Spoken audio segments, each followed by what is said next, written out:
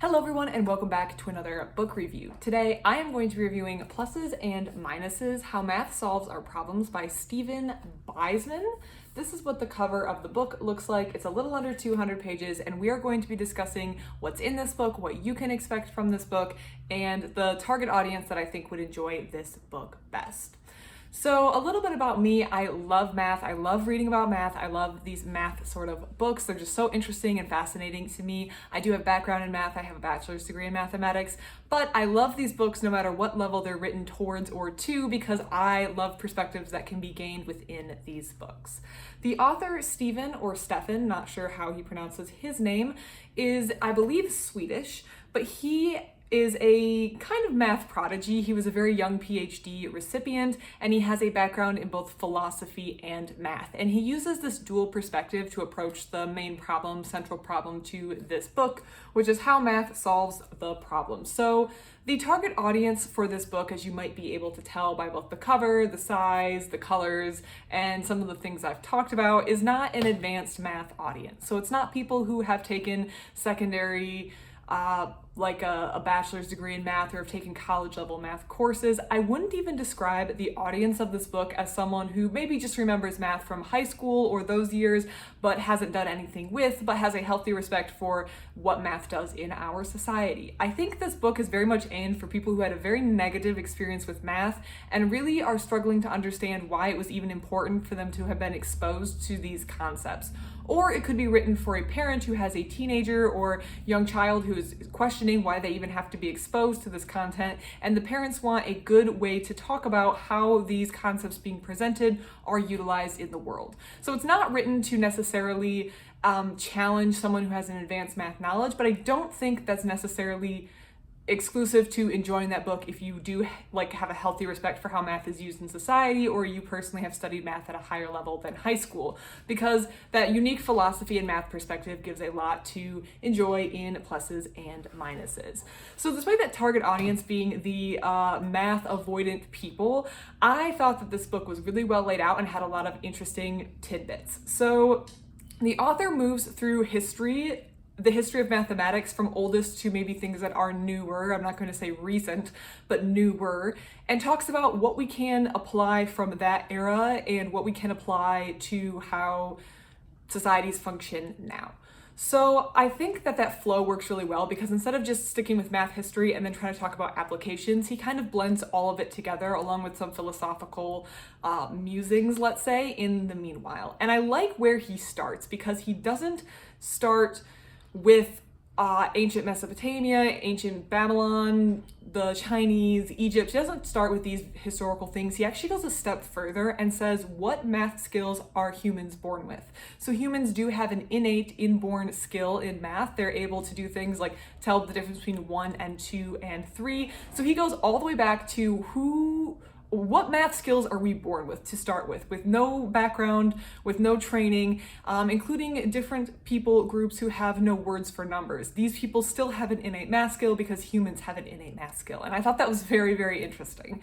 And we are born with a certain level of understanding about numbers and lengths and shapes and the world around us, but some of this does have to be taught. I actually, in this section, found a very fascinating connection to linguistics, and I recently have been reintroduced to linguistics, a field that I find interesting whenever I encounter it, but then I forget it exists. I read a book recently called Linguistics, a very short introduction, and it was fascinating. So I was interested, and I don't know if this falls into the field of linguistics or language acquisition or exactly what you would consider this, but I found this paragraph really interesting, so I'm just going to read it. And this is in that life without numbers. So before we even get any math skill, what math knowledge do we have? This is on page 43 for those of you following along at home. They're talking about how infants up to 22, so for the first 22 months of their lives, children can't tell the difference between 1 item and 4 items. So there is an upper limit to our innate inborn math ability. But then listen to this really interesting section, which is why I say if you're not a beginner in math or you have advanced knowledge in math, it's definitely worth reading books like this for just tidbits like this. The breakthrough around 22 months does not happen because the brain can suddenly do 4 things at the same time. Adults may be able to do that, but even they will find it challenging to track 4 objects simultaneously. We still don't know exactly what happens, but it has something to do with language. See the connection here? Children learn to see the difference between 1 and 4 more quickly if they speak a language that distinguishes between singular and plural. Children in Japan, for example, take longer to learn the difference because Japanese does not make that distinction. I know nothing about the Japanese language, so I'm taking the author at his word here, but that's interesting that distinguishing between 1 and 4 is quicker if the language that you are natively learning to speak distinguishes between singular, I'm assuming nouns, and plural nouns. Children in Japan, for example, take longer to learn difference because Japanese doesn't make that distinction. They catch up later, though, as children who speak languages like Dutch and German take longer to learn languages bigger than 10. In Germanic languages, 24 is spoken as 4 and 20, which if you speak a Germanic language, you know that. While in Japanese, as in English, it is 20 and 4, making it easier for kids to understand how numbers progress as they get bigger. So I think that's really, really interesting that the language we speak kind of already is starting to form a basis for how we learn math at the very beginning. And so I really appreciated, I felt like maybe we were starting too far back, but once I saw where the author was going, I thought that was really, really interesting. He then moves on to discuss ancient cultures and kind of the uses and advantages of using mathematics. So this is where you get Mesopotamia, Greek, the Chinese, ancient Egypt. So different groups that we know started using mathematics highly in their civilizations to do things like taxation, to use things like determine how much of a field to build great buildings. And he goes on to discuss how this foundation of mathematics is really important for building larger and larger civilizations. And most of us today, I would gather all of us today, are living with the benefits of civilization and improvements that humans have made. And he talks about how math and what kind of math that was being done in these ancient civilizations contributes to that. He then moves on to something that I think shows that he's aware of some challenges, because he discusses then Newton, Leibniz, and the development of calculus. I think, again, think the target audience in this case, the target audience is someone who does not like math, or you're trying to explain to a 14-year-old why algebra is an important class for them to be going to and understanding, especially when they ask the question, when am I going to use this in real life? And calculus is one of those that I think invokes a lot of fear in people who haven't taken calculus, or people who have never taken calculus or quit taking classes before they reach the calculus level. It seems something advanced and foreign, and a lot of people think this is just abstract and when am I going to use it? Even kids, or I say kids because I'm thinking I was a kid when I took calculus, kid being like 17 when I took calculus, but a kid's wondering, this is all abstract and there's no real application. Like, we have computers that do this. And the author takes time to break down what Newton and Leibniz did in the creation, invention, discovery, whatever you want to term it as, calculus, and how it applies to the math of change. And when you really start to think about it, and the longer you sit with it, so much of the calculations, or so many, I should say, of the calculations that we do are related to change. And that all comes down to calculus. And I think the author does a good job of saying, calculus isn't just this abstract thing that you're being forced to learn for a test grade. It really has a lot of connections to daily life. And he does admit in the entire book that many people to this day are not sitting down and having to hand do calculations. You don't have to manually differentiate or integrate something to solve something. We have computers that do this now, but understanding the basics about what is happening and why this is important gives you a broader and fuller understanding of the world around you. And he does have this good quote on page 107 that I wanted to read, because I think he hits the nail on the head, especially for the target audience. So I'll read the whole paragraph, actually. So they are certainly not useless, referring to integrals and differentials. We come across them in many more places than we think. We just don't notice them, and we don't need to do anything with them ourselves if we have reached a point where the calculations are done for us. So does everyone need to work with integrals? No. But I do believe that we should all understand the ideas behind them, just as we learn about history.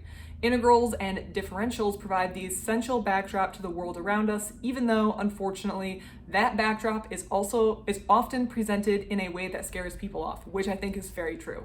There's no need to be afraid. The idea behind calculus and the value of that idea are simple enough to understand. So I think he's acknowledging that there's a lot of fear around math, especially with these terms like calculus, which I think for a lot of people is a departure point. Whether or not you took calculus in high school kind of shows, in a sense, maybe if you enjoyed math, or if you felt it was something scary or something that you just personally didn't have any interest in and therefore decided not to take it. So I think he's reassuring us that calculus does have value, and yes, you're probably never going to need to do integration in your life, but understanding the ideas behind the math of change is an important skill to have. He then touches on statistics, which I personally think more people in the world need to read statistics. Statistics is kind of a weak point, I would say, overall. My statistics classes I found quite difficult, even though I did struggle for my grades. And I think it's still important because I think statistics are something that's used, or a way that people encounter math all the time in the daily world. And when those statistics are unmoored from any sort of context, it becomes very easy to manipulate them. And you can manipulate people into believing maybe crime is much higher or much lower than it is, just due to the way you present statistics, or you present percentages or changes like that. So I think statistics is a section that every single person, I really think everyone in society just needs a refresher on how statistics work, and we can all use it. I mean, I could use a refresher on how statistics work, and every time I read a section that discusses how statistics can be used to manipulate numbers, to provide shocking numbers or numbers that align with what you would like the narrative to be, I'm also reminded that this can happen again and again. Many of us, when I'm referring to, we see statistics usually in news media, and the statistics are being used to back up certain points, but when they don't have context or you don't understand how those statistics are calculated, then it becomes very dangerous if someone decides to use statistics for their own purposes that isn't really representative of the truth, but leads viewers to believe that maybe something is different than how it is. And everyone can be guilty of this, whether it's intentional or not. I think sometimes people don't mean to be deceptive with their statistics. There's no ill intent behind it, but not understanding how statistics should be calculated and used can cause a lot of problems. And there's whole books on that, and so he doesn't spend hours going through all the examples in here, because there are many books that discuss this much better than this, but he does give an introduction to those who are maybe wondering about statistics. And finally, he takes some time to discuss, he calls it mind puzzles, but it's like graph theory, networks, Euler. Of course, we have the bridge problem, the very famous bridge problem at this point I've read in like the last 6 math books that I've read. So he does take that and he connects it, as you can imagine, with technology like a Google searching or social media networks. So I found that interesting and probably very applicable. I think that understanding how these tools that we use on a daily basis, like social media or a search engine, work at the very superficial level is very important, and something that could be useful for you to know even if you have no interest in going further in mathematics. And then he has of course, conclusion summary to kind of wrap up what he has been saying in the entire book. Of course, clocking in at 180 pages, 177, we're not going to cover every single topic in math. We're not going to cover every single interesting thing, but the author does pick some good high-level topics and introduces them in a historical order with connections and philosophy all mixed in between. So my thoughts on this book overall, again, I think the target audience is really the math-avoidant people, the people who do not enjoy math, the people who still to this day wonder why they were subjected to learning theorems and algebra when they really don't think they use it on a day-to-day basis. And I think the author at times is very honest with saying you probably will never need to do integration in your day-to-day life, but understanding behind it can give you a better tools to interact with the world around you, or to understand how, not necessarily integration, but understanding the statistics in the news, or understanding how the search engine is ranking things. So I think having knowledge about that gives you a little bit more power in the world, and he's very honest that you maybe aren't going to have to sit down and do this math, but it's very helpful and important for you to know. So the most enjoyable section for me in this book, and this is where I want to go back and say that even if you have history or an introduction to math, or I think maybe if you're watching this book review, you have a base level interest in math, and you may think, well, this book might be interesting for my younger cousin or my child or a friend I know, but for me, it's not very interesting. I would say that at the very least, you might want to check out that inborn math section, because I have read a lot of math books, and that is something that is not usually covered, and I found absolutely fascinating. It goes back further than most, so we're not starting with just Mesopotamia or the ancient Greeks, but we go back to what's inborn, and I find that usually a math book, if it covers this, just covers it very, very briefly. I know there's reference to a bone or a stick that has clearly counted out measures dating from a really old time. That's usually it's kind of brushed over, and okay, let's get to the interesting stuff. Let's get to calculus, or the ancient Greeks did cool stuff. Let's get to calculus and the interesting bits. But that inborn math section was so interesting to me, and that connection to linguistics was also fascinating. I need to stop finding interesting topics to read about, because now I want to go read more about linguistics, and it's summer and I'm trying to do other hobbies and activities besides reading, and I don't have time to be learning about fun facts. And yet here I'm going to be learning about fun facts because this linguistic, the language you speak, the inborn math function, which is math and I guess probably brain development, I don't know. Anyways, it's so fascinating and I need to have time for my other hobbies too. I like the blend of philosophy and math in this book. I found it enjoyable. Again, I would say that even if you don't feel like you're the target audience, that first section that seems the most basic, the inborn math skill, is probably the one that you're going to find most enjoyable. But if you're entirely math avoidant, then this could be a good book to kind of give you a overview of what parts of math are enjoyable and what parts are applicable to your day-to-day life.